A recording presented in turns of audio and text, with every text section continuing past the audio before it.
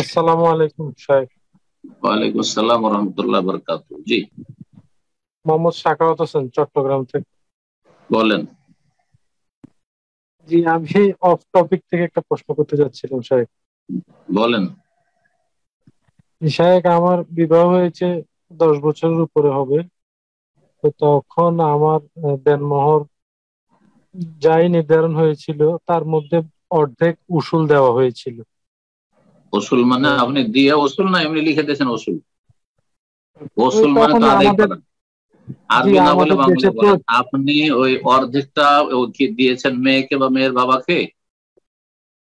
না, আমাদের এখানে ধরা হয় যে কিছু স্বর্ণ দেওয়া হয়, তারপরে এইভাবে উসুল ওইভাবে হ্যাঁ হ্যাঁ, তো ওইটা যেভাবে ওইটা ধরা। দেওয়া হলো। আপনি যদি ওই সময় জানেন হ্যাঁ স্বর্ণ এত টাকার স্বর্ণ দিলাম, এত টাকার শাড়ি কাপড় দিলাম, এত টাকার এই দিলাম সেই দিলাম, সব মিলে মোটামুটি 1 লাখ বা 2 লাখ টাকা হয়ে গেল। 2 লাখ টাকা বাঁধা হয়েছে, 3 লাখ বাঁধা হয়েছে, 1.5 লাখ টাকার দিয়ে দিলাম, তাহলে এটা হচ্ছে ওসুল। আর ওসুল শুধু আরবিতে বললে হবে না। ওসুল মানে আদায়। এখানে আদায় যদি করে দিয়ে থাকেন তো আদায় হয়ে গেছে। ওখানে যদি ইত্তেফাক চুক্তি হয়ে থাকে যে গয়না যা দেওয়া হয়েছে সেটাও মোহরের অন্তর্ভুক্ত, আর সেটার মূল্য এতটা হয়েছে অর্ধেকটা, সুতরাং অর্ধেকটা ওসুল মানে আদায় হয়ে গেল, পেমেন্ট হয়ে গেল, তাহলে ঠিক আছে। আর এমনি দিলেন না, কিছু দিলেন না, আর বললেন না যে এই গয়নাটি হাদিয়া না গয়নাটি মোহরের অন্তর্ভুক্ত, আর বললেন যে এটা ওসুল লিখে দাও, হারাম এটা। না দিয়ে কাউকে টাকা পয়সা না দিয়ে আবার উসুল কিসের হয়? জি, বোঝা গেছে। বাকিটা দিয়ে দিবেন, বাকিটা দিয়ে দিবেন। আল্লাহ তৌফিক। সুন্নত হচ্ছে নগদ মোহর দিয়ে বিয়ে করা। ধার মোহর দিয়ে বিয়ে করা নবী সাহাবায়ে কেরাম থেকে প্রমাণিত নয়। এগুলো হচ্ছে ইজতিহাদি ফতোয়া। জি,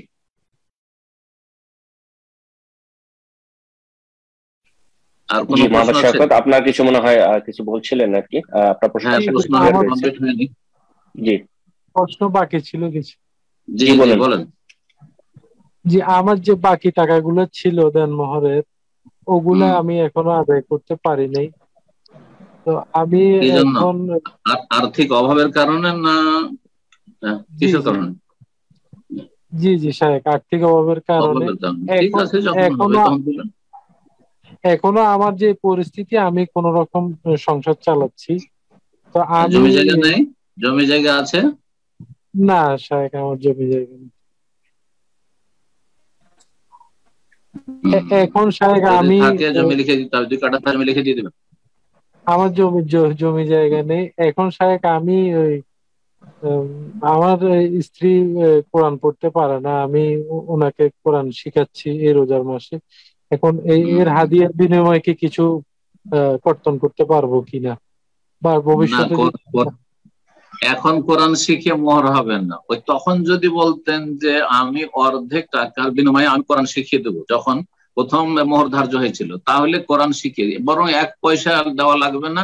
আপনার স্ত্রী এবং আপনার শ্বশুর সাহেব যদি একমত হতেন যে হ্যাঁ আমার মেয়েকে কোরআন শিখিয়ে দাও, তাহলে এটাই হয়ে গেল মোহর, তাহলে ঠিক আছে, তাহলে ঠিক আছে। কিন্তু তখন বেঁধেছেন 2 লাখ টাকা, আর এখন বলছেন যে না টাকা দেবো না, 1 লাখ টাকার বদলে এখন আমি কোরআন শিখিয়ে দেবো, এটা চলবে না। যা হয়েছে আগে শর্ত, প্রথম খানে শর্ত হইতে হবে।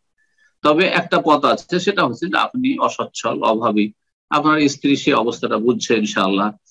সুতরাং আপনার স্ত্রী কে বলেন যে আমি এখন দিতে পারছি না, আল্লাহ যদি কোনোদিন দিয়ে দেন তো তোমাকে দিয়ে দেবো, আর না হলে তুমি আমাকে মাফ করে দিও, তাহলে মাফ হয়ে যাবে ইনশাআল্লাহ, কোনো অসুবিধা নেই।